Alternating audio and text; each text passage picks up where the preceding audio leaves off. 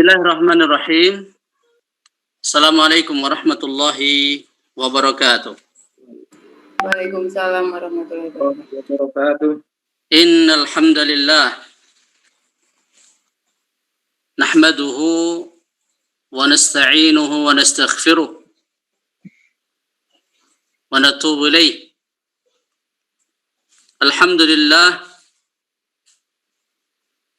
الواحد القهار ونستعينه ونستغفره الحكيم في خلقه وشرعه وفي خلقه وفي شرعه غاية الحكم والأسرار قسم الرزق بين عباده ما بين غني واقتار لتقوم مصالح العباد في المعاش والمعاد وأشهد أن لا إله إلا الله وحده لا شريك له الغني الكريم الجواد وأشهد أن محمدا عبده ورسوله سيد المرسل وخلاصة العباد وأبلغ الناس في الزهد والورع والشكر والصبر على أحكام الملك الجبار صلى الله عليه وعلى آله وأصحابه والتابعين لهم بإحسان آناء الليل والنهار وسلم تسليما أما بعد. Yang kami hormati Dr. Yosi selaku koordinator kajian alumni FK UNS ya, FK kedokteran UNS, yang semoga dirahmati Allah Subhanahu wa taala. Segenap Bapak Ibu dokter yang semoga Anda semua mendapatkan penjagaan dari Allah Subhanahu wa taala, mendapatkan limpahan rahmat, nikmat, kesehatan dan perlindungan Allah Subhanahu wa taala, apalagi di musim-musim pandemi seperti ini.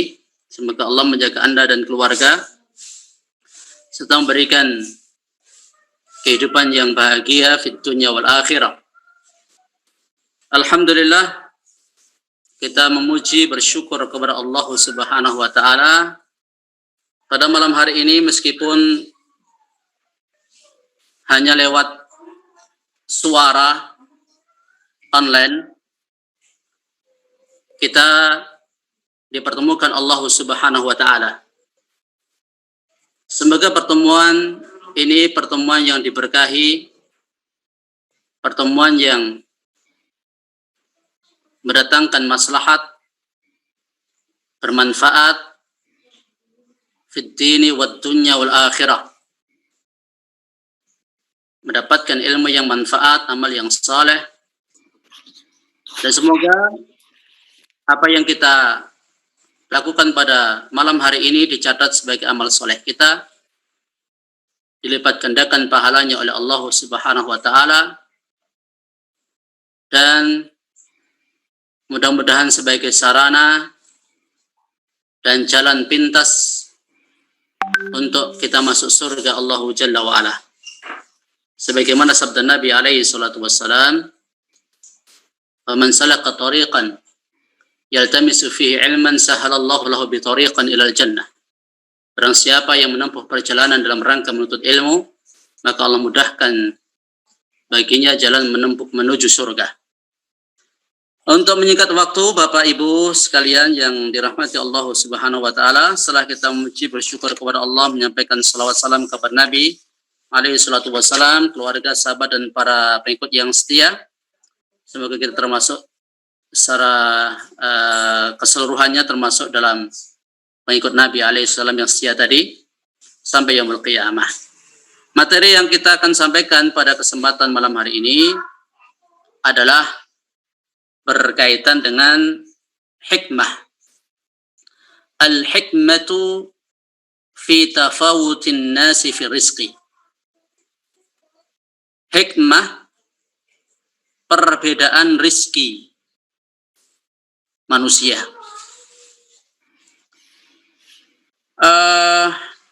Bapak Ibu sekalian rahimallahu wa iyyakum, sebagai muqaddimah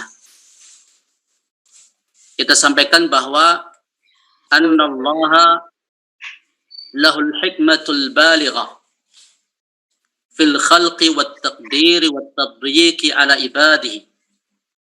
Allah itu punya hikmah. Hikmah itu artinya apa? Menempatkan sesuatu pada tempatnya. Dan hikmah yang Allah Subhanahu wa taala miliki adalah hikmah yang sangat dalam, yang tidak mungkin bisa digapai oleh makhluk. Hikmah dalam Allah mencipta, dalam Allah Subhanahu wa taala menentukan takdir, dalam Allah Subhanahu wa taala memudahkan sebagian urusan dan menyempitkan sebagian urusan hamba yang lain. Ini semuanya sudah dalam takaran perhitungan dari Allah Subhanahu wa taala. Tidak mungkin ada yang meleset. Kalau mungkin Bapak Ibu sekalian, mungkin di dunia kedokteran menganalisa suatu penyakit, ya, mendiagnosa suatu penyakit, kadang meleset. Kelihatan kan? Jadi Allah Subhanahu wa taala, karena hikmah Allah itu sangat dalam, tidak mungkin meleset, tidak mungkin keliru, tidak mungkin tidak ada makna dan hikmahnya. Kalau kita lihat dalam Allah Subhanahu wa taala menciptakan makhluk, apa ada yang sia-sia? Coba jenengan sebutkan saja satu makhluk yang sia-sia. Allah ciptakan, tidak ada fungsinya, tidak ada faedahnya, tidak berguna, sia-sia, tidak ada. Hatta iblis sekalipun. Apakah iblis itu diciptakan Allah tidak ada manfaatnya? Ada. Karena dengan adanya iblis akan terpilah manusia. Fariqun fil jannah wa fariqun fis sa'ir. Nanti sebagiannya masuk surga, sebagiannya masuk neraka. Ujiannya lewat iblis ini. Allah menciptakan binatang yang barangkali kita jijik. Barangkali itu kita tidak mau memakan, tidak mau memanfaatkan. Tapi ternyata Allah ciptakan nyamuk. Bahkan Allah ciptakan virus corona misalnya, ya. Itu pun ada manfaatnya, faedahnya. Berjuta-juta orang mendapatkan faedah dengan adanya virus itu. Entah digunakan dalam penelitian, entah digunakan untuk mencari solusi dan lain sebagainya, tindakan preventif ataupun tindakan pengobatan, itu semuanya ada manfaatnya. Ala kulli hal, saya nggak ingin panjang lebar berbicara tentang hikmah dalam Allah Subhanahu wa taala menciptakan makhluk. Pokoknya, ya, semua yang Allah ciptakan, dari yang paling besar ars sampai yang paling terkecil. Sekarang apa ya? Proton atau neutron, saya tidak begitu hafal. Itu semuanya ada manfaat. Itu semuanya ada hikmah. Di balik itu Allah menginginkan kemaslahatan bagi hamba-hambanya. Walahul hikmah baligha fil hukmi wat tashri'. Tadi kita bicara sedikit tentang dalam Allah menciptakan makhluk itu ada hikmahnya. Dalam Allah Subhanahu wa taala menentukan hukum dan syariat, itu pun juga ada hikmah yang sangat dalam. Jangan sebutkan syariat yang Allah turunkan, kita bicara syariat Nabi kita Muhammad sallallahu alaihi wasallam. Satu saja sebutkan syariat Nabi kita Muhammad sallallahu alaihi wasallam itu yang tidak berfaedah, yang tidak berguna. Semua syariat Nabi itu semuanya bermanfaat, semuanya berfaedah. Sampai pun dalam masalah buang hajat itu ada faedahnya dari syariat Nabi alaihi salatu wasallam, baik ditinjau secara syar'i maupun secara ilmiah. Masih ada manfaatnya. Ya, pasti ada manfaatnya. Meskipun dalam urusan yang sepele, tata cara buang hajat. Kita bicara yang simpel-simpel saja karena memang kita tidak fokus di sini. Kita nanti fokusnya di masalah perbedaan rezeki. Tapi ini sebagai pembuka muqaddimah bahwa dalam Allah mencipta itu berdasarkan hikmah. Jadi tidak asal-asalan, tidak pakai perhitungan, tidak. Tapi semuanya sempurna. Dalam Allah memberikan hukum dan syariat, itu pun juga sempurna. Syariat Allah semuanya adil. Mendatangkan rahmat, hikmah, maslahat bagi hamba, dunia mereka, akhirat mereka, salihun likulli zamanin wa makanin wa ummatin. Akan senantiasa memberikan manfaat di setiap waktu, di setiap tempat, dan siapapun umat. Islam relevan, up to date, diterapkan di zaman Nabi alaihi salatu wassalam, 14 abad silam. Islam relevan, up to date, diamalkan, dipakai oleh orang kulit putih, orang kulit merah, orang kulit hitam, semua manusia, bahkan jin, relevan dengan syariat Islam. Bahkan seluruh makhluk ini relevan dengan syariat Islam. Ya.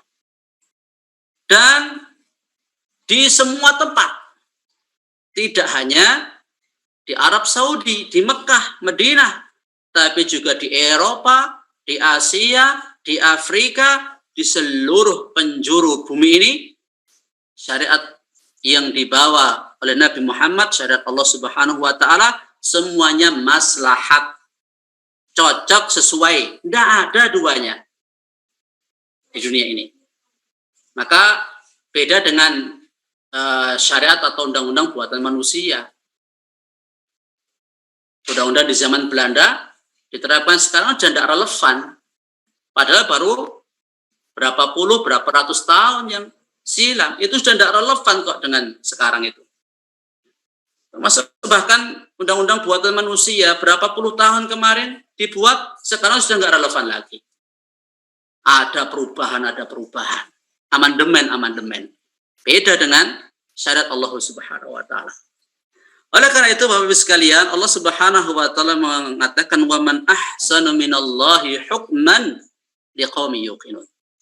Nah, hukum siapakah yang lebih baik daripada hukum Allah Subhanahu wa Ta'ala?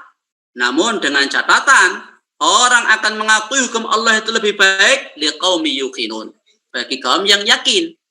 Tapi bagi mereka yang nggak yakin, ya ragu-ragu, ya, merasa hukum buatan manusia lebih baik daripada hukum buatan Allah Subhanahu wa Ta'ala. Falahul hamdu fi man'ihi wa ata'i. Allah Subhanahu wa Ta'ala terpuji. Terpuji itu alias apa? Tidak ada celah, tidak ada cacat, sempurna. Celaan, cacat, kurang, subhanallah. Maha suci Allah dari sifat kurang, sifat celah. Dalam Allah mencegah hambanya mendapatkan sesuatu, dalam Allah memberi hambanya sesuatu, semuanya terpuji. Ketika Allah ngasih hamba, si A dikasih banyak, si B dikasih sedikit. Si A dihalangi mendapatkan, si B dimudahkan untuk mendapatkan. Itu Allah terpuji dalam melakukan itu semua. Alal ibad idza wassa 'alaihim arzaqahum ayyashkuru. Maka ketika kita sebagai hamba mengakui, meyakini Allah yang apa yang Allah berikan, apa yang Allah tidak berikan kepada hambanya itu, Allah itu terpuji, pasti itu baik. Maka kewajiban kita adalah ketika dilapangkan rizki, ayyashkuru wa yaqumu bima yajibu alaihim fi hadhil arzaq. Kewajibannya satu, syukur. Yang kedua apa? Menggunakan harta itu, rezeki itu di jalan Allah Subhanahu wa Ta'ala, sesuai kewajiban yang Allah telah tetapkan menurut syariatnya. Itu bagi siapa? Yang Allah lapangkan rezeki. Kewajibannya apa? Satu, syukur. Syukur itu dalam wujud bagaimana? Hati mengakui jenengan, kita semua dapat duit, dapat harta, semua yang Allah berikan itu Allah yang ngasih. Bukan karena kepintaran jenengan, bukan karena keahlian jenengan, salah. Ya, tapi karena Allah yang ngasih. Dalam hati kita yakin, kalau Allah nggak mengizinkan kita dapat itu, yang jenengan nggak akan dapat. Kita nggak akan dapat itu. Hati mengakui, lisan mengucapkan alhamdulillah, memuji syukur kepada Allah, dan anggota badan kita melaksanakan apa perintah Allah, menjauhi apa larangan Allah. 3 rukun syukur. Dengan hati kita akui, dengan lisan kita sampaikan, kita ucapkan, dan dengan anggota badan kita praktekkan. Itu baru syukur yang benar. Selain itu, selain bersyukur, melakukan, menjalankan apa yang menjadi kewajiban dari rezeki itu tadi. Tahu ya Bapak Ibu sekalian, harta itu sebenarnya bukan milik kita. Harta yang kita dapat ini, itu sebenarnya bukan milik kita. Dan terus milik siapa? Ya, miliknya Allah Subhanahu wa Ta'ala. Kenapa milik Allah? Karena datang dari Allah. Yang berhak menentukan pemanfaatannya atau kemanfaatannya itu Allah, bukan jenengan. Allah. Untuk ini, Allah. Kalau jenengan salah dalam menempatkan harta, nanti akan ada hisab dari Allah. Ada perhitungan dari Allah Subhanahu wa Ta'ala. Kalau sampai salah dalam menempatkan harta itu. Wong nanti kita ketika meninggal dunia, warisan itu pun juga Allah yang menentukan kok. Bagiannya ini Allah yang menentukan. Jadi kita itu sebenarnya cuma apa? Dititipi. Harta yang Allah berikan kepada kita itu cuma titipan. Bukan milik kita. Bukan milik kita. Kalau kita menyadari harta itu titipan dari Allah Subhanahu wa Ta'ala, berarti ya kita berlakukan selayaknya kita mendapatkan barang titipan. Kira-kira bagaimana Bapak Ibu sekalian? Kalau jenengan dapat barang titipan, apakah mau seenaknya? Enggak. Harus sesuai dengan rambu-rambu yang menitipkan itu. Hendaknya barang titipan ini dipergunakan demikian. Enggak boleh untuk demikian. Nurut yang memberikan titipan. Nanti kalau enggak nurut yang memberikan titipan, ditanya nanti pada yaumul qiyamah. Dalam masalah harta 2 pertanyaannya. Beda dengan pertanyaan masalah yang lain. Khusus harta 2 pertanyaannya. Min aina iktasabahu wa fima anfaqah. Dari mana dia dapat harta? Apakah dari jalan yang halal atau dari jalan yang haram? Kalau dari jalan yang haram, kena sanksi nanti dari Allah. Ya, pasti kena sanksi kalau dari jalan yang haram. Terus kalau dari jalan yang halal, apakah selesai sampai sini hisabnya? Enggak. Tayyib, harta yang jenengan dapatkan, yang jenengan miliki itu semuanya halal. Cara jenengan mencari halal semua, halal. Tidak ada yang haram. Taruhlah seperti itu. Masih satu lagi. Ya, wa fima anfaqah. Jenengan pakai harta itu untuk apa? Jangan keluarkan sepeser uang. 1.000, 2.000, ya, 5.000, 10.000. Ditanya, untuk apa itu? Dialokasikan untuk apa harta itu? Kalau sesuai dengan aturan Allah, ditempatkan di jalan Allah, oke, selamat. Kalau tidak sesuai, kena sanksi nanti. Makanya, kalau kita nuwun sewu, dititipi barang oke, kalau barang sidik itu lebih enak mana? Pasti kita yang barangnya sidik kuwi nanti tanggung jawabnya juga sedikit, tapi yang dititipi banyak, tanggung jawabnya ya besar nanti. Makanya antara orang kaya dengan orang miskin, selisih waktu mereka masuk surga itu kurang lebih 500 tahun, kurang lebih. Seingat saya, ya. Jadi nunggu proses hisabnya itu lama. Kalau orang itu punya harta banyak. Makanya dalam riwayat Abdurrahman ibnu Auf ketika mendengar hadis Nabi SAW yang menyebutkan bahwa orang kaya itu akan tertunda masuk ke surga karena orang miskin hisabnya ringan. Orang miskin mereka apa yang mau dihisab dari hartanya? Tidak ada yang mau dihisab. Adapun orang kaya harus diteliti dulu. Sedikit maupun tidak? Ini sudah ada pertanyaan, ya. Yeah. Terus Bapak Ibu sekalian rahimani wa rahimakumullah wa azani Allah wa iyyakum. Ringkasnya begitu aja karena masih banyak materinya. Bagi orang yang dilapangkan rizkinya, kewajibannya apa tadi? Syukur dan menggunakan harta atau rizki itu sesuai yang dititahkan Allah Subhanahu wa ta'ala. Wa 'alal ibad idza quddirat 'alaihim arzaquhum ay yasbiru 'ala taqdiril wahidil khallaq. Adapun orang yang disempitkan rizkinya pada Allah Subhanahu wa ta'ala, maka hendaknya kewajibannya apa? Sabar.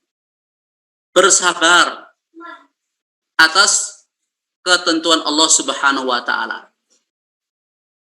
Ya, terima itu, bahwa dia disempitkan rizkinya itu semua sudah diketahui oleh Allah, sudah tertulis dalam Lauhul Mahfuz, sudah dikehendaki Allah, dan memang ditentukan oleh Allah Subhanahu wa ta'ala. Dan apakah akan seperti itu terus? Ya enggak. Nanti ada hal-hal lain yang hendaknya dia lakukan, insyaallah di akhir materi. Insyaallah di akhir materi.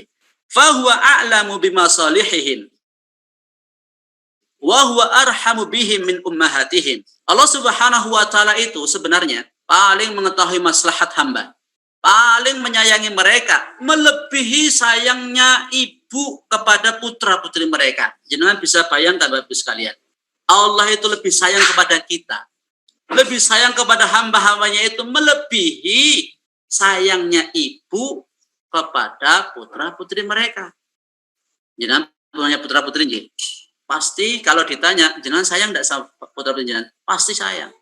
Pasti cinta. Tapi sayangnya Allah kepada hamba lebih dari sayangnya ibu kepada putra-putrinya.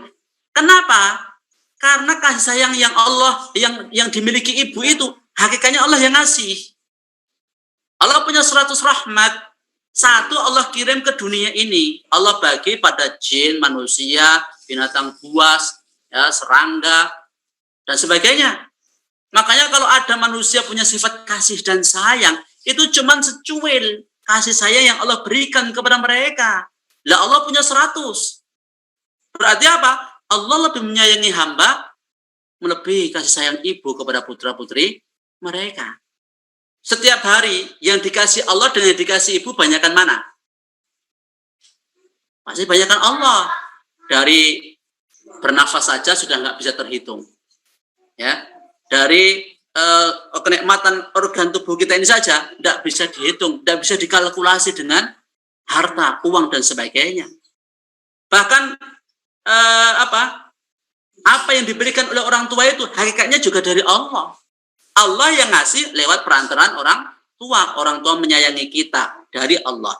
Orang tua lewat perantaraan mereka berdua menciptakan kita, itu juga dari Allah. Semua dari Allah. Makhluk hanya sebagai perantara. Ya, oleh karena itu hendaknya kita terima apapun yang menjadi takdir Allah Subhanahu wa ta'ala. Jangan sampai ada anggapan Allah tidak adil, Allah zalim, dan lain sebagainya. Terus laqad qassamal alimul hakim ar-rizqa ala ibadi. Ya, sungguh Allah Subhanahu wa ta'ala membagi rizki kepada hamba-hambanya. Faminhum man bussita lahu fi rizqi. Ada yang dilapangkan rizkinya, wa minhum man quddira alai rizquh. Dan ada sebagian mereka yang Allah sempitkan rizkinya. Apa hikmahnya? Coba kita tengok satu demi satu. Hikmah Allah Subhanahu wa ta'ala melapangkan ataupun menyempitkan rizki. Yang pertama, qassamallahu rizqa ala ibadi liya'rifu bidzalika annahu al-mudabbiru li jami'il umur. Allah membagi rizki kepada hamba-hambanya itu, ada yang banyak, ada yang dikit, ada yang tengah-tengah dan sebagainya. Itu supaya mereka mengenal dengan adanya pembagian itu, yang mengatur seluruh urusan itu hanyalah Allah Subhanahu wa ta'ala. Ya, tidak bisa kok kita itu ngatur diri kita sendiri. Aku tak pengen kaya, aku tak pengen rezekiku banyak, terus rezeki segera mengalir. Tidak bisa. Ya. Atau orang ada yang aku tidak mau miskin, aku pengennya kaya, kok kemudian dia miskin, ya memang karena Allah yang mengatur. Ya. Allah yang mengatur, Allah yang menentukan takdir, rizki itu sudah Allah tetapkan dalam kandungan. Ketika bayi umur 4 bulan, ditentukan rizkinya, ajalnya, amalnya, bahagianya atau sengsaranya. Maka Allah mengetahui ada nanti di antara hamba-hambanya itu kalau dilapangkan rizkinya, oh dia malah kufur. Atau sebaliknya Allah mengetahui kalau hamba-hambanya ini disempitkan rizkinya, dia akan kufur. Nah, maka dalam riwayat disebutkan bahwa Allah mengetahui sebagian hamba itu memang kalau disempitkan rizkinya dia bisa kufur. Atau sebaliknya, kalau dia dilapangkan rizkinya bisa kufur. Makanya apa yang Allah berikan, yang sekarang Allah berikan kepada kita, itu yang terbaik. Suatu ketika kita kaya, alhamdulillah, itu baik. Suatu ketika jatuh miskin, alhamdulillah, itu juga baik. Karena semuanya itu Allah yang menentukan, yang maha bijaksana, maha mengetahui maslahat hambanya.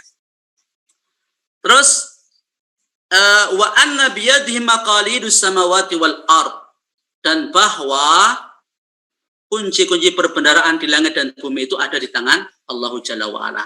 Ya, jadi masalah rezeki ini berkaitan dengan tauhid. Nah, kita mengakui yang bisa ngasih rezeki itu Allah. Yang bisa menciptakan rezeki itu Allah, bukan dukun, bukan kiai. Makanya banyak orang yang ingin melariskan dagangannya minta kepada kiai, minta penglaris.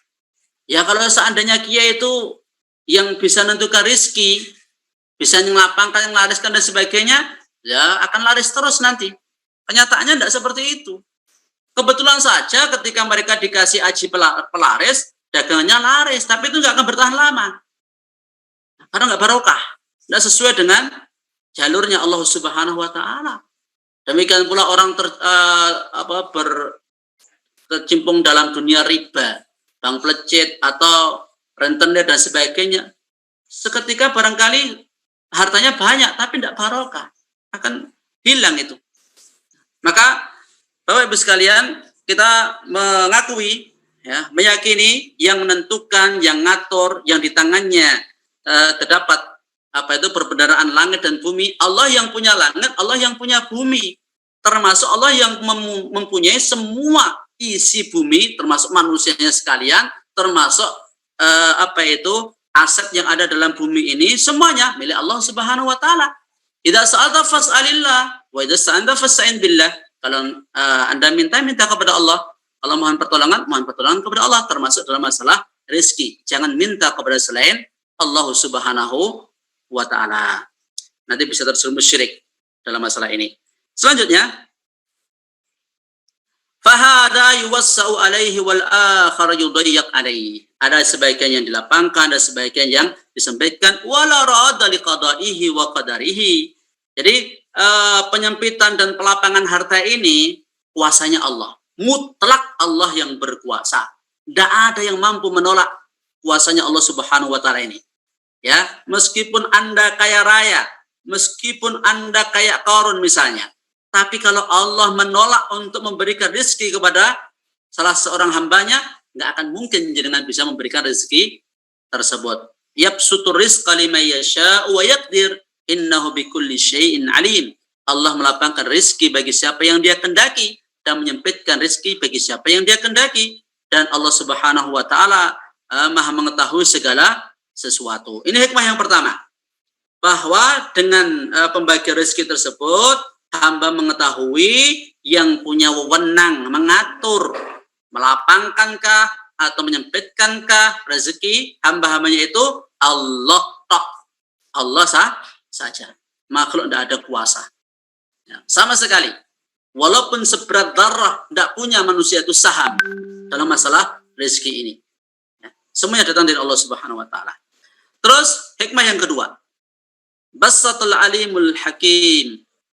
ar-rizqa li ba'dil ibad wa dayyaqahu ala ba'dihim liya'tabiru. Allah Subhanahu wa taala yang Maha mengetahui, yang Maha bijaksana, melapangkan rizki kepada sebagian hamba dan menyempitkan pada sebagian yang lain, liya'tabiru bihadat tafawut fid dunya tafawut ma bainahum fid darajatil akhirah. Ya. Jadi supaya mereka mengambil pelajaran dengan adanya perbedaan rizki di dunia ini, supaya manusia mengambil pelajaran. Oh, nanti perbedaan tingkatan di akhirat itu pasti akan kentara sekali. Sebagaimana di dunia, manusia juga mengalami terlihat adanya perbedaan tingkatan rezeki di antara mereka. Fakama annan nasa fi hadhihi dunya mutafawitun. Sebagaimana halnya manusia di dunia ini, mereka bertingkat-tingkat. Faminhum may yaskunul qusur al musayyadatul aliyah. Ya, ada di antara mereka yang hidup dalam istana megah, tinggi dan mewah. Wa yarkabul marakib al-fakhmah al-ghaliyah. Ada yang mengendarai kendaraan yang mewah, yang mahal. Ya, yang mewah, yang mahal. Wa yataqallabu fi malihi wa ahlihi wa banihi fi sururin wa haburin. Mereka sangat nyaman menikmati kenikmatan harta, keluarga, anak, dalam dipan-dipan, dalam pokoknya kehidupannya. Kalau di kita umpamakan saja kehidupannya para raja yang penuh dengan gelimang harta, kenikmatan dan lain sebagainya. Ada yang seperti itu. Wa minhum man la ma'walahu wala ahla wala mal wala banin. Wala banun. Di antara mereka malah tidak ada yang tidak punya rumah, tidak punya keluarga, tidak punya harta, tidak punya anak, hidup sebatang kara di dunia ini. Ada yang seperti itu. Wa minhum ma baina dzalika ala darajatin mukhtalifah. Dan ada di antara mereka yang di tengah-tengah itu, tentunya dengan tingkatan yang beraneka ragam. Fa inna tafawuta fi darajatil akhirah a'zam wa akbar wa ajal wa abqa. Padahal kelak perbedaan tingkatan di akhirat itu lebih besar, lebih mulia, lebih kekal. Ya, lebih kekal. Allah Subhanahu wa taala berfirman dalam surah Al-Isra ayat 21, "Undur kaifa faddalna ba'dahum 'ala ba'd walal akhiratu akbaru darajati wa akbaru tafdila." Lihatlah bagaimana kami melebihkan sebagian mereka atas sebagian yang lain, dan sungguh akhirat itu lebih besar, lebih tinggi derajat-derajatnya dan lebih besar keutamaannya. Fa idza kanatil akhirah akbaru darajat wa akbaru tafdila, maka jikalau kita sudah mengetahui perbedaan tingkatan di akhirat itu lebih besar dibandingkan perbedaan tingkatan di dunia ini dan lebih utama, fa innahu yanbaghi an natasabaqa ila darajatihal 'aliyah. Maka hendaknya kita berlomba-lomba meraih derajat tinggi di akhirat dan juga kehidupan yang abadi di sana. Bapak Ibu sekalian yang dirahmati Allah Subhanahu wa taala, ini hikmah yang kedua. Dengan adanya perbedaan rezeki itu ternyata Allah ingin ya hamba itu berpikir, merenung, mengambil pelajaran. Oh, kalau di dunia ini perbedaan tingkatannya itu sangat mencolok sekali, amat jomplang sekali. Ya, ada yang hidup sebatang kara di bawah kolong-kolong jembatan, ya, hidup dari mengais sampah, mencari makan dari sisa-sisa makanan yang dibuang oleh manusia. Ada yang hidup di jalanan, ada yang hidup di sangat Bapak Ibu sekalian mengetahuilah itu, ya. Tapi ada sebaliknya manusia yang sangat hidup dalam glamor, dalam kemewahan, dalam kenikmatan yang luar biasa. Makanya orang dikatakan kaya, kaya itu bertingkat-tingkat. Orang dikatakan miskin, miskin pun juga bertingkat-tingkat. Demikian pula kelak pada yaumul qiyamah, orang masuk surga, surga pun bertingkat-tingkat. Masuk neraka, neraka pun juga bertingkat-tingkat. Di surga itu tingkatannya banyak sekali. Yang paling tinggi para nabi, para rasulul azmi. Nabi Nuh, Ibrahim, Musa, Isa, Muhammad alaihi wassalatu wassalam. Di bawah derajat mereka para rasul secara umum, ya. Para rasul pun juga bertingkat-tingkat. ada kurang lebih 315 rasul. Wallahu taala alam. Ya, itu tingkatannya nggak sama. Karena ada rasul yang umatnya banyak, ada rasul yang umatnya sedikit. Ya, ada di antara mereka yang cobaannya lebih berat, ada yang tidak lebih berat. Demikian di bawahnya adalah para nabi. Para nabi. Jumlah para nabi wallahu taala alam 124.000. Tingkatan mereka juga nggak sama. Ada nabi yang banyak pengikutnya, ada yang bahkan tidak ada pengikut sama sekali. Ada di antara nabi yang tidak ada pengikutnya sama sekali. Maka ini tingkatan level yang paling tinggi di akhirat, di surga. Yaitu ulul azmi, para rasul azmi, para rasul secara umum, kemudian para nabi. Jadi derajat rasul lebih tinggi daripada derajat nabi. Kemudian di bawahnya lagi siapa? Nah inilah Bapak Ibu sekalian. Kalau di dunia kita masa rezeki itu kita tidak punya istilahnya apa ya? Pilihan. Dalam arti apa?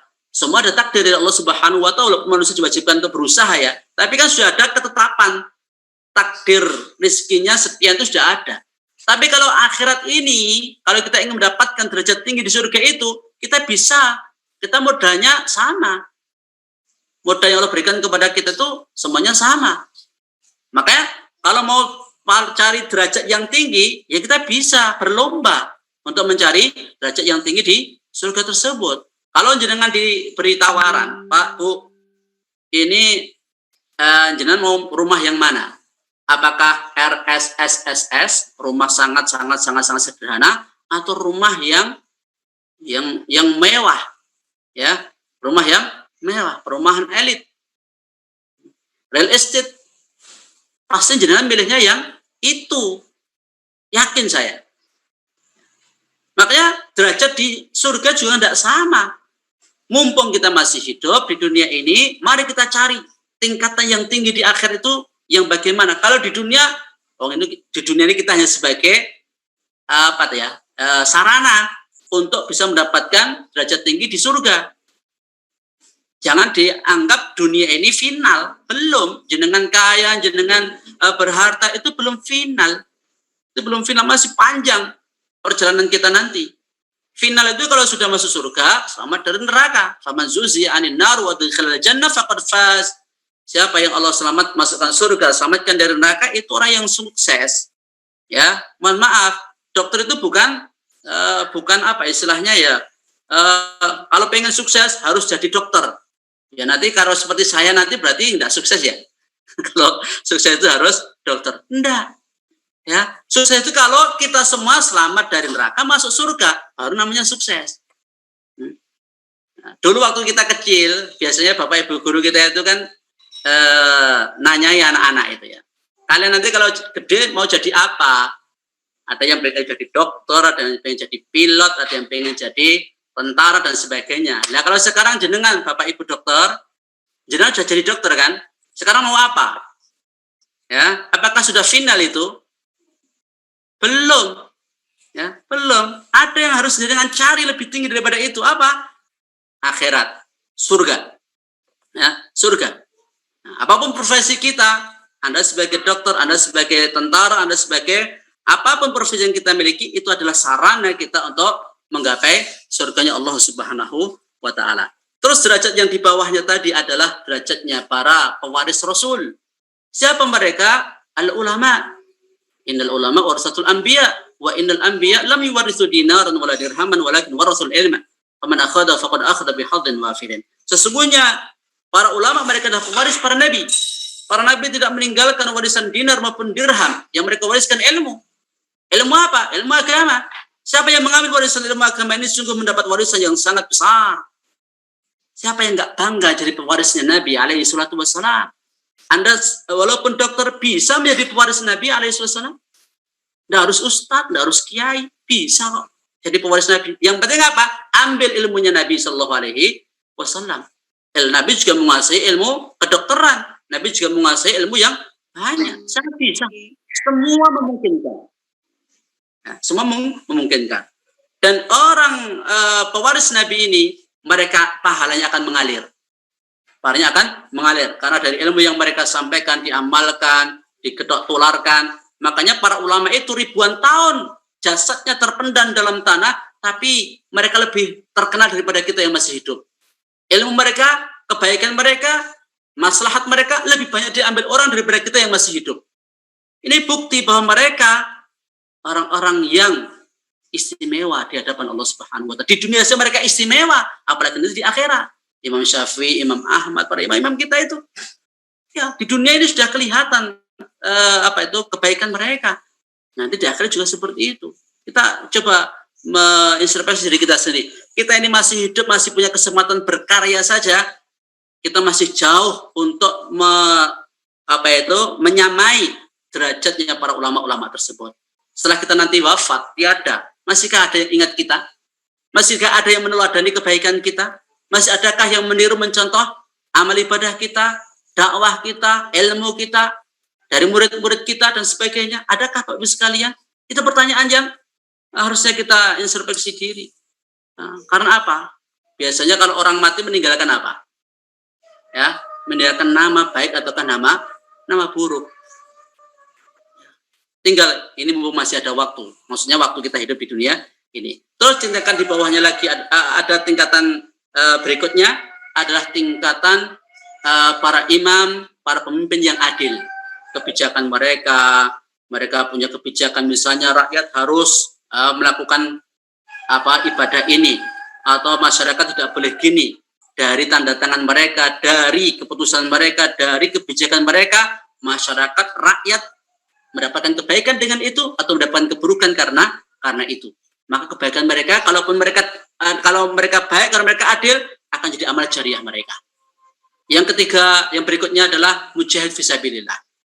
Dari negeri-negeri yang mereka taklukkan, mereka tadinya kufur menjadi iman, ya. Maka penduduk negeri tersebut, anak keturunannya sampai yaumul qiyamah yang beriman dengan sebab penaklukan yang dilakukan oleh mujahid fisabilillah itu, mereka mendapatkan pahala mengalir. Ya, pahala mengalir. Ya, terus jadi tiga kelompok ini, tadi ulama, ya, pendakwah dan ulama. Terus orang yang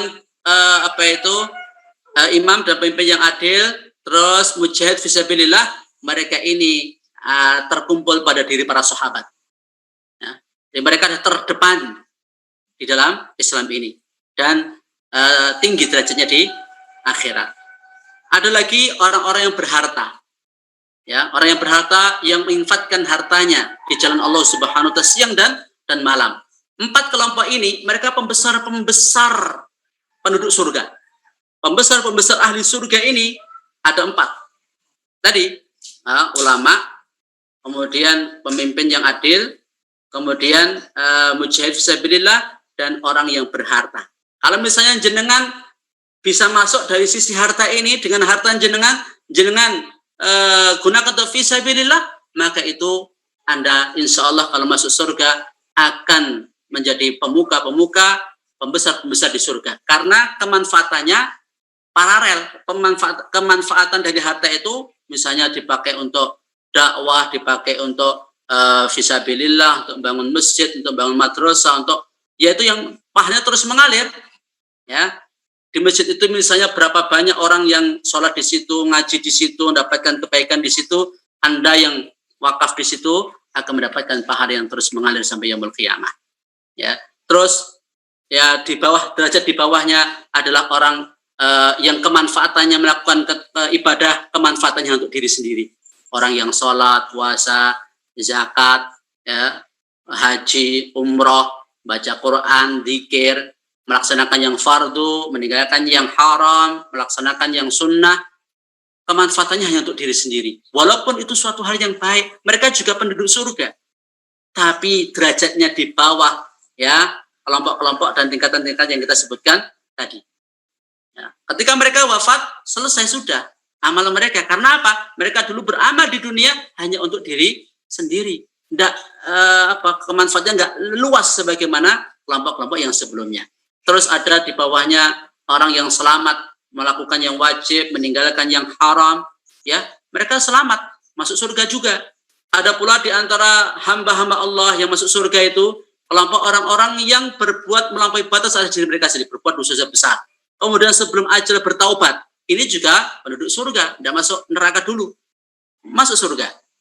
Ada pula di antara hamba Allah yang masuk surga itu mereka terus-terusan dalam dosa besar. Belum sempat taubat dari perbuatan dosanya. Terus kemudian ketika dia wafat, ya, dia melakukan amal kebaikan juga amal keburukan. Ternyata kebaikannya lebih berat daripada amal keburukannya. Dia juga masuk surga. Nah, dan yang terakhir, tingkatan yang masuk surga itu adalah tingkatan orang yang amal baik, amal buruknya sama. Mereka adalah ahlul a'raf. Mereka ditempatkan di tempat yang tinggi antara surga dan neraka. Allah putuskan hukum di antara mereka, akhirnya Allah masukkan mereka ke surga. Itu sekilas Bapak Ibu sekalian, ternyata tingkatan-tingkatan di surga itu tidak sama. Ya, sama-sama kelasnya ulama, mereka nggak satu level. Ada ulama yang kemanfaatnya gede, ya, kayak Imam Syafi'i dan sebagainya. Ada yang di bawah.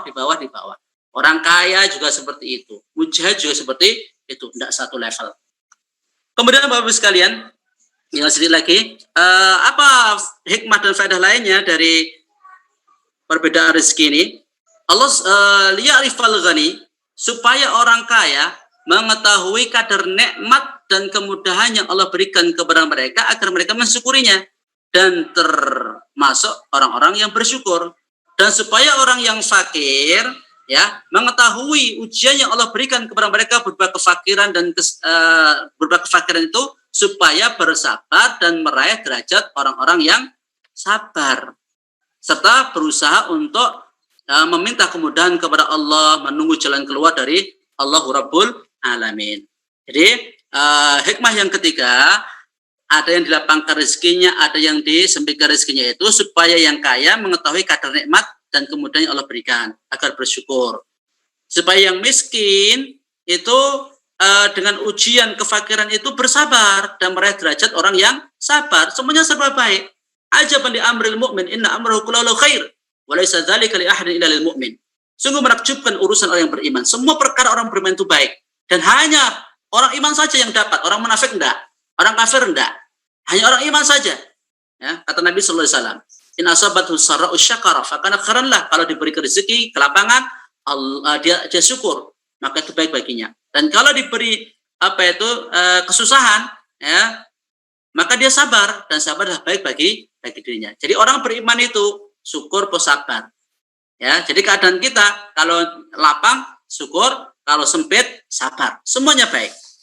Berikutnya yang selanjutnya, Allah Subhanahu wa taala bagi rezeki kepada para hamba-hambanya itu supaya maslahat dunia maupun agama bisa tegak. Falau basatar rizqa li jamil ibad la baghaw fil ard. Kalau seandainya Allah Subhanahu wa taala, taruhlah ya, manusia itu kalau ditanya satu persatu, Pak, Bu, jenengan mau kaya apa miskin? Semua sepakat pasti maunya kaya. Tidak ada yang mau miskin. Ya. Kalau seandainya Allah takdirkan, Allah mampu kok untuk menjadikan semua makhluk itu kaya. Sangat-sangat mampu. Ya. Kalau seandainya dalam hadis qudsi, kalau seandainya ya ibadilau anna awwalakum wa akhirakum wa insakum wa jinnakum qamu fi sa'idin wahidin fas'aluni fa'ataitu kulla wahidin mas'alatahu. Mana qasdzalika mimma indi ila kama yang qusul mikhyatu idza udkhilal bahar. Ya, Allah Subhanahu wa taala sampaikan, wahai hambaku, seandainya orang yang paling awal dan paling akhir di antara kamu, jin maupun manusianya, semuanya berkumpul di satu tempat meminta kepada Allah Subhanahu wa taala, Allah kasih semua permintaan mereka.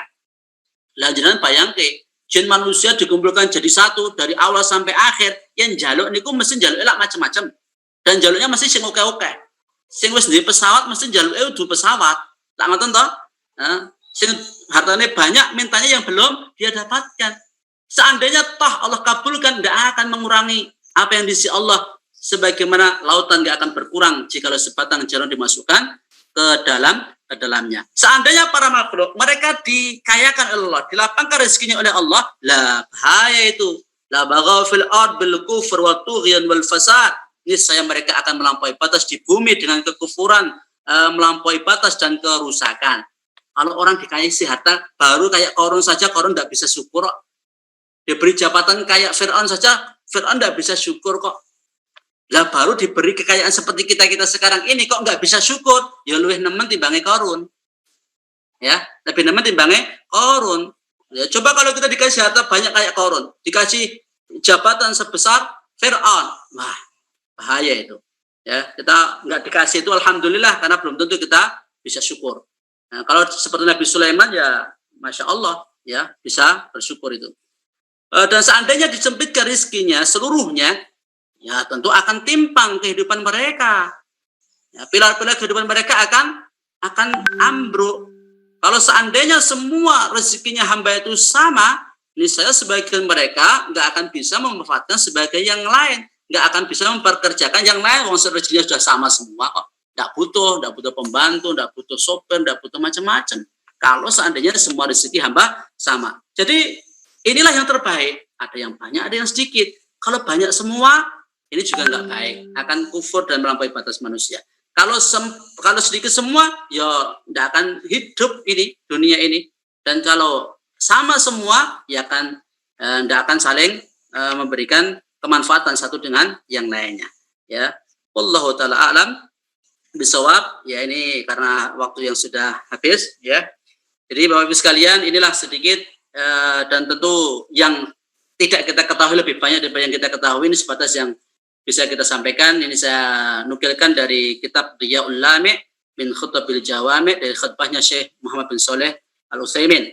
Ya, jadi Allah Subhanahu Wa Taala punya maslahat yang banyak dalam masalah rezeki ini, dalam melapangkan maupun menyampaikan, dan yakinlah bahwa Allah tidak akan dolim kepada hambanya. Sebagaimana tadi kita sampaikan, Allah lebih menyayangi hamba daripada ibu kepada putra putrinya. Demikian Dok yang bisa saya sampaikan. Wallahu a'lam bishawab. Subhanaka hamdika asyhadu an la ilaha illa anta astaghfiruka wa atubu ilaik. Assalamualaikum warahmatullahi wabarakatuh. Waalaikumsalam warahmatullahi wabarakatuh. Terima kasih Ustaz. Ini sekarang tanya jawab. Ini ada pertanyaan yang masuk. Bagaimana cara mengetahui kita disuruh oleh Allah untuk melakukan sesuatu atas rezeki yang kita peroleh? Saya ulangi. Bagaimana cara mengetahui kita disuruh oleh Allah untuk melakukan sesuatu atas rezeki yang kita peroleh? Jazakallah. Bagaimana kita mengetahui ya, rezeki Allah atas apa yang kita peroleh? Ini saya kok belum paham maksud pertanyaannya ini Dok ya.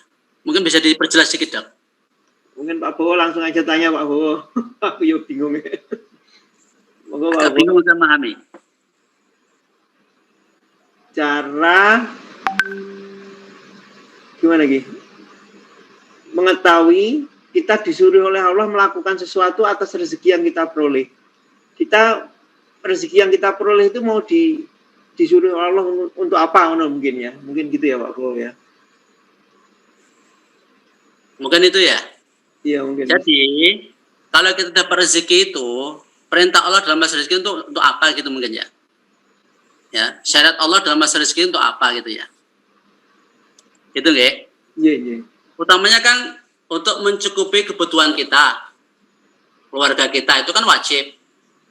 Ya toh? Iya.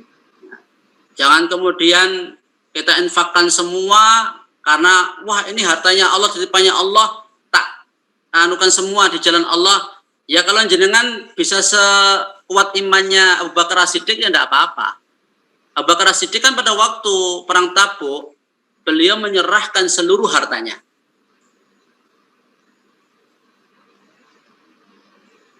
Seluruh hartanya diserahkan. Terus Nabi bertanya, apa yang kau tinggalkan untuk keluargamu? Allah dan Rasulnya.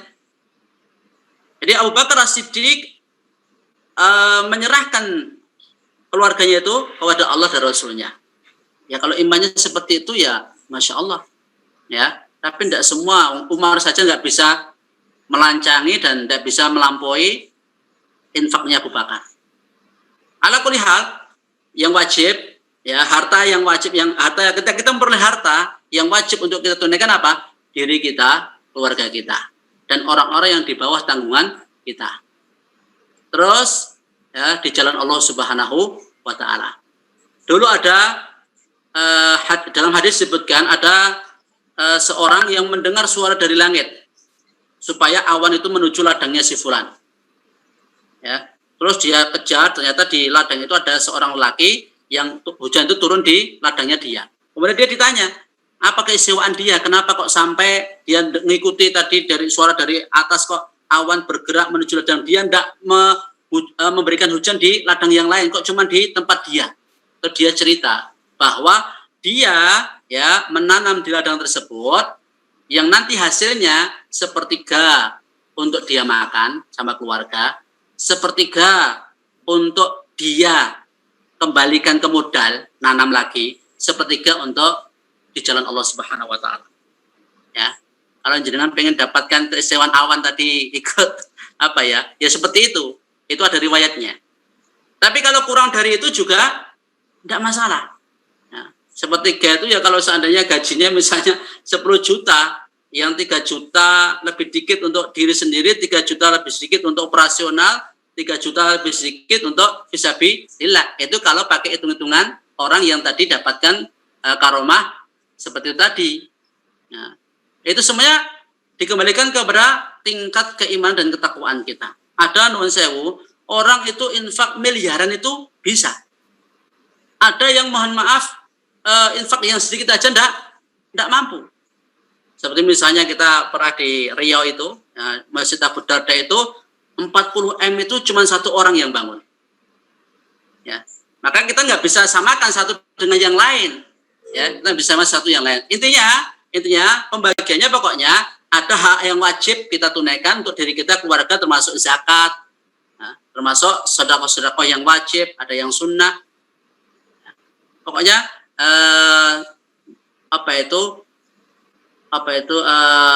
porsi-porsi yang wajib mana, ya, dan yang sunnah mana itu kita hendaknya mengetahui. Dan tentunya perlu materi khusus pembahasan tentang masalah itu karena materi kita tidak membahas tentang alokasi harta itu untuk yang mana saja. Wallahu a'lam bishawab.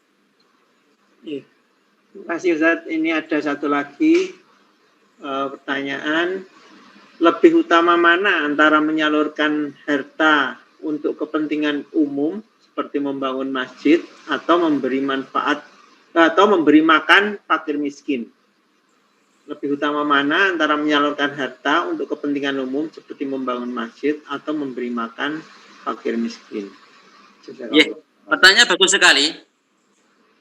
Ya, pertanyaan bagus sekali. Jadi gini, kita pakai kaidah Bapak sekalian. Bukan berarti kemudian bangun masjid itu paling utama, belum tentu. Karena bisa jadi suatu tempat itu masjid sampai turah-turah. Ya, saking banyaknya. Tapi ada pula masjid yang sangat kurang. Maka di saat, kaidahnya ya, di saat harta kita, prinsipnya, harta kita itu semakin bermanfaat, semakin merata dan lebih banyak, serta lebih dibutuhkan, ya, lebih luas jangkauannya, itu lebih afdal. Ada kitab ya Syekh Ibrahim Ar-Ruhaili di sana menyebutkan tentang perbedaan pahala itu dalam amalan itu dipengaruhi banyak faktor. Nanti yang beramal ulama dengan orang awam saja pahalanya lebih besar ulama. Karena mereka beramal atas landasan ilmu. Orang awam mungkin dia berdasarkan ilmu karena hanya ikut-ikutan saja. Ada faktor orangnya itu juga pengaruh. Kemudian yang kedua, faktor timing, waktu, ini juga pengaruh. Misalnya di saat ada yatim yang dia sangat butuh makan, yang kalau tidak dikasih makan dia akan misalnya meninggal dunia ya, itu lebih wajib daripada bangun masjid. Kalau dalam kondisi seperti itu, timing yang tepat. Dan waktu, saat kita bisa melihat. Nah, itu makanya perlu ilmu. Perlu ilmu ini sisi manfaat dan masalahnya lebih banyak mana. Saya Muhammad bin Shalih Al-Utsaimin pernah ditanya menyedekahkan harta untuk para penghafal Al-Quran dengan para penuntut ilmu lebih baik mana? Lebih baik para penuntut ilmu. Karena ilmu itu mereka akan pakai untuk dakwah.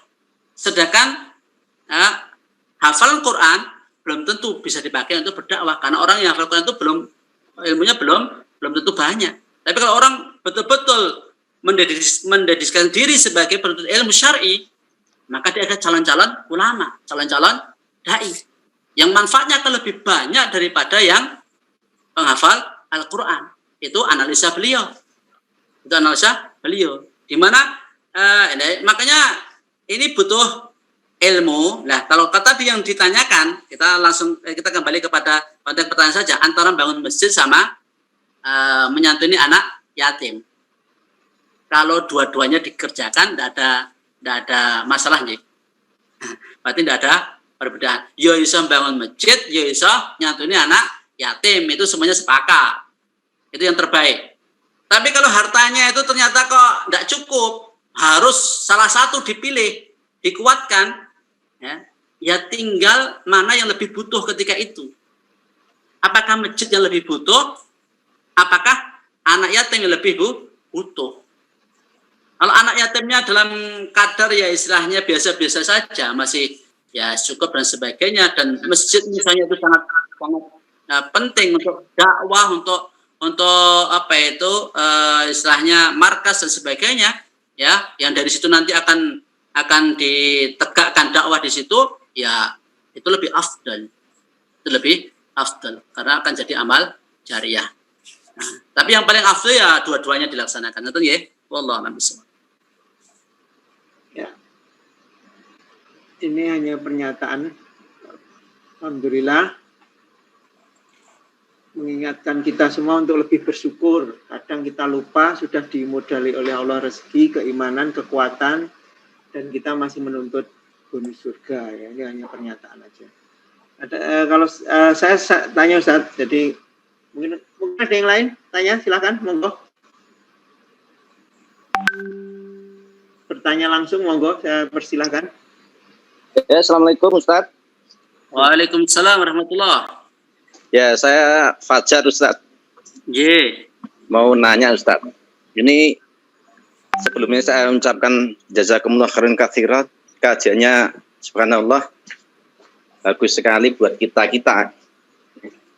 untuk mengembalikan kita supaya kita itu mengurangi kecintaan kita pada dunia gitu, karena kita ya hari-hari berkecimpung dengan masalah seperti ini.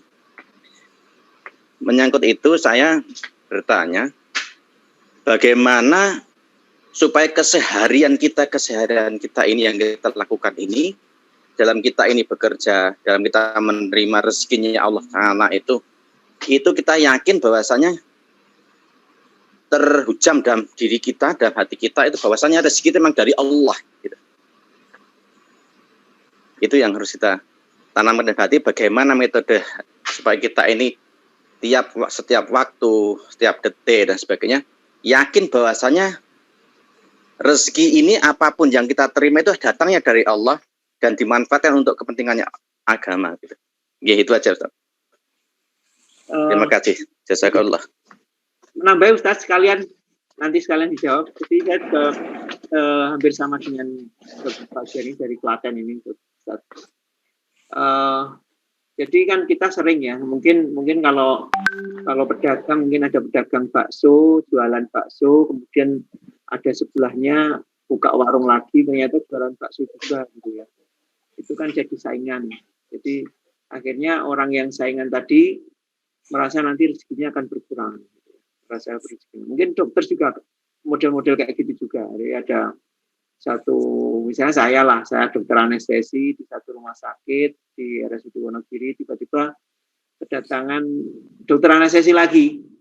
Nah, itu nanti saya akan merasa rezeki saya nanti akan berkurang gitu ya. Itu mungkin terjadi buat beberapa teman-teman kita mungkin. Nah, itu mungkin bagaimana itu menyikapinya supaya enggak seperti itu, Ustaz. Mungkin senada dengan Pak Fajar tadi. Silakan Ustaz, monggo. Ini saya masih ada waktu berapa ini, Dok? Supaya saya lancar-lancar. Iya, monggo Ustaz. Selonggarnya. Ya, kalau saya pengen panjang lebar ya saya panjang lebarkan, sebab itu perlu supaya telaahnya lebih dalam ya harus banyak contoh gitu loh. Ya. Atau ini bikin termin Ustaz. Jadi mungkin yang dibikin ini dulu, yang intinya dulu, pokok dulu dari pertanyaan tadi, kemudian termin berikutnya pertemuan minggu depan atau bagaimana ada pembicaraan lain tentang ini, Ustaz. Kayaknya ini menarik sekali, Ustaz. Karena kita itu harus sering diingatkan tentang hal ini. Terima kasih. Ya. Jadi apa yang Bapak tadi tanyakan itu tidak lepas dari iman kita kepada takdir. Kuncinya di situ. Kalau keimanan kita kepada takdir itu benar, insya Allah itu juga akan benar dalam mensikapi. Tapi kalau keimanan kepada takdir itu salah, maka akan salah pula nanti dalam mensikapi. Dalam masalah takdir itu ada dua kelompok menyimpang yang kita harus hati-hati. Satu Jabriyah, dua Qadariyah. Jabriyah, mereka menganggap makhluk, ya kayak kita manusia ini, itu kayak robot yang nurut apa yang diatur oleh Allah Subhanahu wa Ta'ala, nggak punya kehendak, nggak punya pilihan, nggak punya usaha. Semua itu kayak robot di remote dan diatur gitu aja. Ini salah. Ini salah. Tapi kalau yang tadi itu bukan masuk di situ. Barangkali masuk yang di Qadariyah. Qadariyah mereka berpemahaman bahwa kita ini yang menentukan, ya, takdir itu kita yang menentukan. Kita mau kaya, kita mau miskin, kita mau sehat, kita mau apa, kita yang menentukan. Ya, bukan Allah Subhanahu wa Ta'ala. Jadi kalau seandainya Bapak Ibu misalnya nyari rezeki, terus dapat rezeki, iki we aku dewe, iki kaya koron nanti jatuhnya. Itu materi saya di akidah kelas 3 SMP ya, singkat SMP. Itu dibahas tentang apa itu wajibnya menyandarkan nikmat kepada Allah. Ya. Kemudian tidak boleh menyandarkan nikmat kepada selain Allah. Itu ada beberapa bab nggih. Makanya kalau saya terangkan mungkin panjang daan. Terus yang ketiga, tidak boleh menyandarkan nikmat pada diri sendiri. Nanti berikan contoh. Wajib menyandarkan nikmat kepada Allah Subhanahu wa Ta'ala karena memang ya, kita semuanya datang dari Allah Subhanahu wa Ta'ala. Ya, jadi konsep iman kepada takdir, kita ke Qadariyah tadi ya. Qadariyah tadi mereka menganggap bahwa segala sesuatu itu makhluk yang menentukan. Termasuk dalam masalah rezeki tadi, dapat rezeki ya karya gue sendiri. Ini hasil gue sendiri, capek-capek saya sendiri. Ya, tidak lupa dengan pemberi yang hakiki Allah Subhanahu wa Ta'ala. Misal begini, saya langsung contohkan saja lah, nanti tidak kelamaan.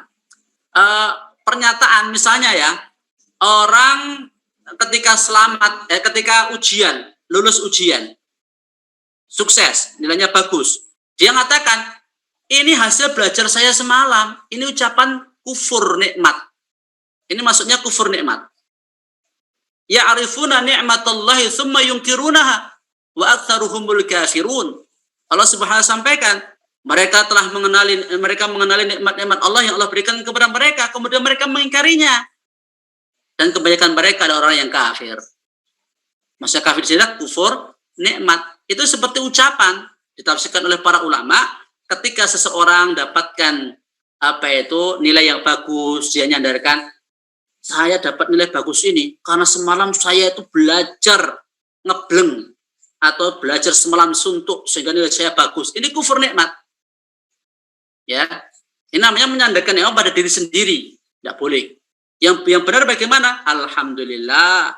Ya, segala puji bagi Allah yang telah memberikan karunia kepadaku, memudahkan aku sehingga aku bisa murojaah dan akhirnya nilainya bagus. Seorang mengendarai mobil, ya, disopir oleh sopir yang profesional. Coba alhamdulillah, misalnya dia mengatakan kalau sopirnya tidak mahir, wah itu jalannya itu ekstrim itu, ya. Kalau seandainya sopirnya nggak mahir, bisa nabrak itu juga kufur nikmat macam seperti itu. Harusnya segala puji bagi Allah yang memberikan arahan atau telah memudahkan sopir untuk mengendarai mobil sehingga kita selamat. Ketika orang berada di lautan, nahkoda menyetir kapal, ya, menahkodai kapal, kemudian selamat sampai tujuan, mengatakan kita selamat ini karena sopirnya nahkodanya itu sudah istilahnya senior, anginnya pun juga mendukung. Ini namanya kufur nikmat. Ini nggak jauh beda dengan ucapannya Qarun. Ketika dia dapat harta itu apa? Ngomongnya apa? Innama utitu al ilmin indi. Aku dikasih harta itu karena kepintaranku, kemahiranku dalam aku mencari rezeki. Ya. Jadi dia menyandarkan nikmat itu pada dirinya sendiri. Kepintarannya kah? Kalau dokter ya misalnya dokter ya wajar kalau hasilnya banyak. Nah, dulu sekolahnya juga mahal, ya, bayarnya juga mahal. Wajar kalau saya juga dapat rezeki yang banyak karena saya dokter, gitu-gitu misalnya, itu tidak jauh beda ucapannya Qarun. Aku dikasih harta karena kepintaranku, aku dikasih karena profesiku sebagai dokter misalnya. Ini kufur, ucapan kufur ini. Ya, lalu ya tawadhu kayak Nabi Sulaiman. Ketika Nabi Sulaiman dapatkan nikmat yang besar dari Allah Subhanahu wa taala. Ya, bisa mendengar semut bicara. Ya, kemudian bisa ada dari pasukannya yang bisa mendatangkan singgah-sana Ratu Bilqis. Apa kata beliau? Innama hadza min fadli rabbi. Loh, bayangkan tawaduknya Nabi Sulaiman, yang mana kita itu tidak ada secuil dari yang dimiliki Nabi Sulaiman, yang Allah berikan kepada Nabi Sulaiman. Itu saja Nabi Sulaiman mampu kok mengucapkan ini karunia Rabbku, untuk menguji aku, apakah aku kufur atau aku syukur. Dia beluani ashkur amakfur. Apa aku syukur atau aku kufur, untuk menguji aku. Ya, bisakah jenengan bicara begitu Bapak Ibu sekalian? Ketika jenengan profesi sebagai dokter, ini karunia Allah kepadaku. Profesi dokter ini karunia Allah kepadaku untuk menguji aku syukur ataukah aku kufur. Wah, nanti kalau saya panjang lebarkan itu materi saya di kelas 3 itu sangat panjang dan lebar. Terus tadi Dr. Yosi nyampaikan tentang apakah rezeki kita itu akan terkurangi dengan adanya pesaing, istilahnya kita bahasa pesaing atau ya. Akan terkurangi? Tidak. Jangan tengoklah burung-burung itu. Burung sama kita itu lebih pintar mana sih? Burung yang lemah kayak gitu saja dapat jatah rezeki dari Allah Subhanahu wa taala. Ya, terbang di waktu pagi dalam keadaan perut kosong, pulang di waktu sore dalam keadaan perut kenyang. Mereka nggak khawatir pesaing-pesaing, padahal burung juga banyak. Coba jangan lihat, jutaan barangkali. Ya, apalagi pas gerombol kumpul jadi satu itu semuanya dapat rezeki kok. Itu burung. Lah manusia kan juga seperti itu. Ya, kita khawatirnya itu adalah bisikannya setan, ya, karena setan itu ya'idukumul faqra, menjanjikan kefakiran kepada kita. Jadi takut-takut dengan kefakiran, takut dengan kemiskinan, takut dengan kekurangan. Itu memang kerjaannya setan. Makanya kita harus yakin bahwa rezeki kita ini akan mengejar kita meskipun kita lari. Meskipun kita lari, rezeki akan mengejar kita, tidak mungkin meleset. Nah, sebagaimana ajal pun akan mengejar kita. Sama. Jadi ajal itu akan mengejar kita. Ya, dimanapun kita pergi, pasti ajal akan menjemput. Rezeki juga seperti itu. Dimanapun kita berada, pasti rezeki itu akan mengejar kita. Walaupun kita lari dari rezeki itu, pasti. Kayak Abdurrahman bin Auf dalam riwayat kan, ketika di Madinah, beliau kan mendengar Nabi SAW menyampaikan bahwa orang kaya nanti akan tertinggal masuk surga, tertahan masuk surga, ya, karena hartanya. Kemudian Abdurrahman bin Auf memborong kurma-kurma busuk di Madinah supaya jatuh miskin dengan itu. Ternyata apa? Datang utusan dari Yaman mencari kurma-kurma busuk untuk suatu pengobatan. Dibeli dengan harga yang tinggi oleh utusan dari Yaman tadi. Nggak jadi miskin lagi. Ya, itu tadi kurangnya keyakinan kita kepada Allah Subhanahu wa taala, bahwa apa yang annama akhta'aka lam yakul yusibak wa ma asabaka lam yakul yukhti'ak. Apa yang Allah takdirkan luput darimu enggak akan mengenaimu. Apa yang Allah takdirkan pasti mengenaimu, enggak akan meleset darimu. Misalnya takdirnya rezekinya sekian sudah.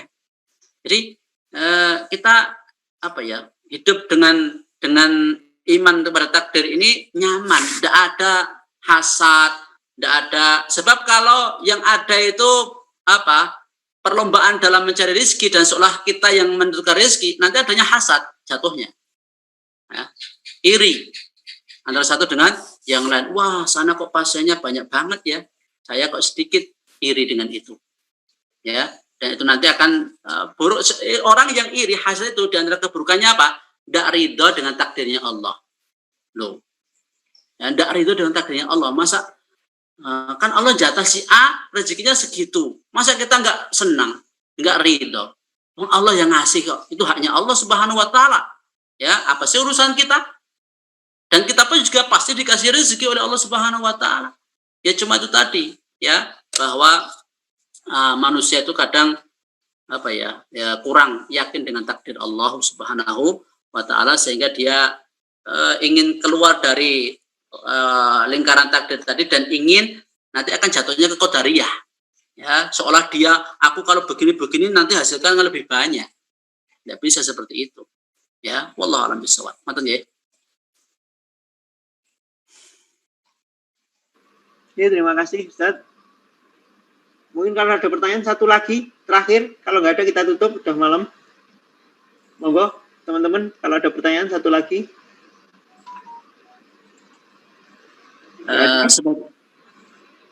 Ribon? Monggo teman-teman, nggak ada yang tanya lagi ya. Sebagai tambahan dok, Ya, jadi orang beriman, orang bertakwa itu semakin kuat imannya, semakin kuat takwanya, semakin banyak amalnya. Kayak dulu kisahnya Abu Bakar As-Siddiq ya, ketika bersama Nabi SAW di pagi hari, siapa yang pagi hari ini mensolatkan jenazah, saya Rasulullah. Siapa yang pagi hari ini bermakan orang miskin, saya Rasulullah. Siapa yang pagi ini puasa, saya Rasulullah. Siapa yang pagi hari ini menengok orang sakit, saya Rasulullah. Semua macam-macam ibadah ini, 4 ini tadi, siapa yang terkumpul padanya satu hari, maka dia akan masuk surga.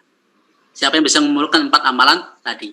Jadi mohon maaf, kita tidak perlu kalau ada kemampuan semuanya kita laksanakan seperti Abu Bakar, maka itu yang lebih afdal. Tidak perlu kita pilih ini poin ini ya. Ya, kalau bisa semuanya, why not? Kenapa tidak? Wallahu a'lam.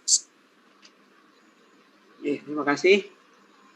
Mungkin itu ya kajian kita pada malam hari ini, karena udah malam, dan mungkin kapan-kapan kita lanjutkan lagi dengan tema yang lebih menarik tentang rezeki ini. Memang tentang rezeki ini kita perlu mengkaji lagi lebih dalam supaya kita tidak keluar dari jalan yang benar ya bahwa rezeki itu memang dari Allah dan kita hanya berusaha untuk mencarinya dan sudah ditakdirkan oleh Allah.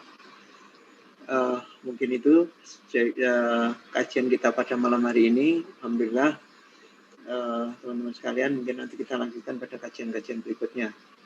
Terima kasih Ustadz Abu Yusuf. Ya, Terima kasih sudah memberikan ilmu yang cukup banyak, dan teman-teman sekalian atas kehadirannya. Mari kita tutup dengan bacaan hamdalah dan kafaratul majlis. Alhamdulillahirabbil alamin. Subhanakallahumma wa bihamdika asyhadu an la ilaha illa anta astaghfiruka wa atubu ilaik.